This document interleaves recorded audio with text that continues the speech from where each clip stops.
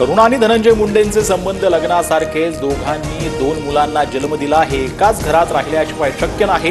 धनंजय मुंडे यांची याचिका फेटाळून लावताना माझगाव सत्र न्यायालयाचं निरीक्षण. आमचं लग्न झालं यावर शिक्कामोर्तब, मंत्रिपदाच्या माझामुळे न्यायालय खरेदी करू शकतो असं धनंजय मुंडेंना वाटत होतं, मात्र मला न्याय मिळाला. करुणा मुंडेंकडून कोर्टाचे आभार. शरद पवारांना कालही दैवत मानत होतो, आजही मानतो, मात्र देशाला मोदींसारखा मजबूत नेता मिळाला, त्यामुळे विकासाकरता पाठबळ देणं गरजेचं होतं. उपमुख्यमंत्री अजितदादांचं विधान. आम्हाला हरवण्यासाठी महाराष्ट्र निवडणुकीत मोठा घोटाळा, भाजपनं मतदार यादीत घोळ करून निवडणूक जिंकली. कित्येक वेळा मागणी करूनही मतदार याद्या दिल्या नाहीत. विरोधी पक्षनेते राहुल गांधींसह मल्लिकार्जुन खरगेंचा आरोप.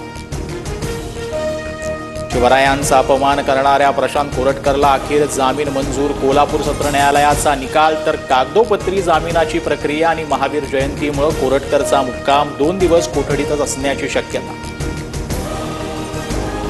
महाराष्ट्रात भाजपचं सरकार असल्यामुळे महापुरुषांचा अपमान, फडणवीस आवडते मुख्यमंत्री म्हणून राज्यात असे प्रकार घडतात. प्रशांत कोरटकरच्या जामिनानंतर आदित्य ठाकरेंची टीका. थकीत 27 कोटींपैकी 22 कोटी कर तात्काळ भरा, अन्यथा 2 दिवसात जप्तीची नोटीस काढणार. दीनानाथ मंगेशकर रुग्णालयाला पुणे महापालिकेचा इशारा. गर्भवती ईश्वरी भिसेंच्या मृत्यू प्रकरणातील दोन्ही अहवालात मंगेशकर रुग्णालय दोषी. डॉक्टर सुश्रुत याच्यावरती राज्य सरकार 2 दिवसात कारवाई करणार, सूत्रांची माहिती.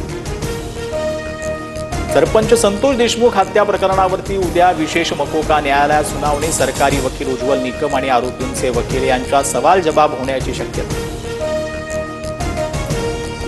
आमदार खासदारांना 5 कोटींचा निधी मिळतो, रस्ता करायचा असता तर निधी देऊन करता आला असता. सुप्रिया सुळेंच्या आंदोलनावर अजितदादांचा टोला. भोरमधील बनेश्वर देवस्थानकडे जाणाऱ्या रस्त्यासाठी सुप्रिया सुळेंचं उपोषण.